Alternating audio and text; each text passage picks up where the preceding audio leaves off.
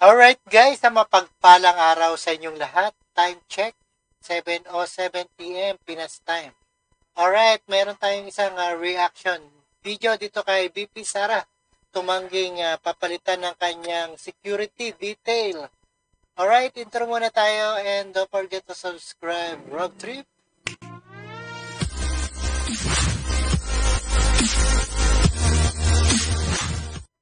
Alright guys, mapagpalang araw sa inyong lahat. Naniniwala si Vice President Sara Duterte sa arangkada sa 2025 ang impeachment niya laban sa complaint sa kanya. Alright, samantala mas gugustuhin daw niyang kumuha ng private security kung papalitan ang kasalukuyang security detail.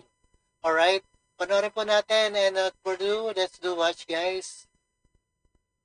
Naniniwala si Vice President Sara Duterte aarangkada sa 2025 ang mga impeachment complaint laban sa kanya. Mas gugustuhin din daw niyang kumuha ng private security kung papalitan ang mga pulis at sundalong nagbabantay sa kanya ngayon. Magbabalita si Bril Montalvo. I believe next year will be impeachment time, di ba? Kung si Vice President Sara Duterte ang sa susunod na taon maaaring umusad ang nakaambang impeachment trial sa kanya. Sa ngayon, may 2 impeachment complaint nang inihain sa Kongreso laban sa vice. Hindi pa raw niya natatanggap ang articles of impeachment kaya hindi pa ma-activate ang mga... Ayan, ayaw palitan ni BP Sara ang kanyang kasalukuyang security. Ayaw niya dahil tinanggihan niya na ang papalitan ng kanyang security detail. Alright? Bugadong didepensa para sa kanya. So wala pang official arrangement, professional arrangement with the lawyers. Pero on standby sila. Samantala, hindi raw tatanggapin ni VP Sara sakaling maipalit sa mga sundalo at pulis na nakabantay sa kanya.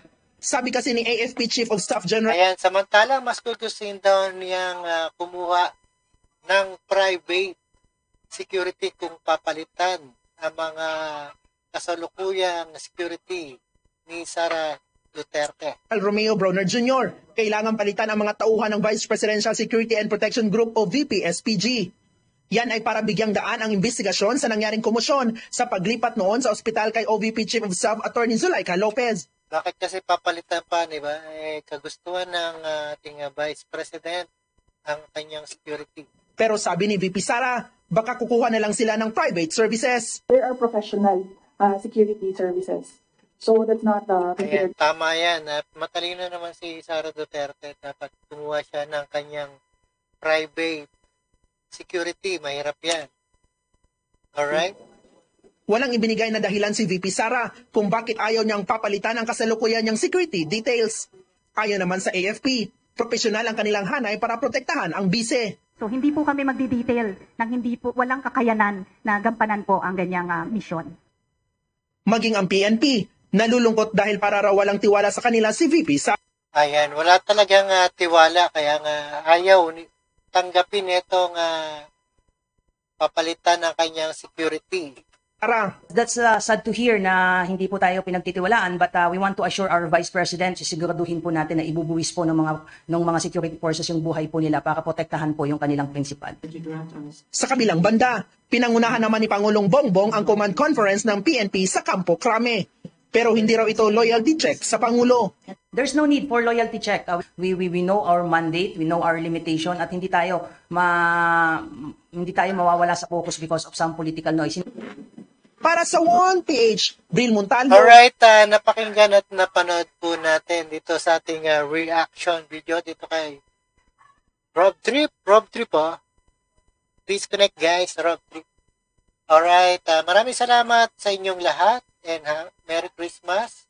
At naniniwala si Vice President Sara Duterte na arangkada na ang kanyang 2025 impeachment complaint laban sa kanya. At subaybayan po natin yan kung anong hantungan ng ating VP Sara Duterte. Alright, thank you so much and peace out.